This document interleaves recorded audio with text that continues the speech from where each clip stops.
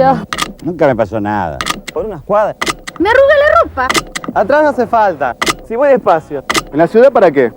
La realidad es que el cinturón de seguridad impide golpearse o salir despedido hacia una muerte casi segura. Por eso en los asientos de atrás también, ajustate a la vida. Usa siempre el cinturón de seguridad.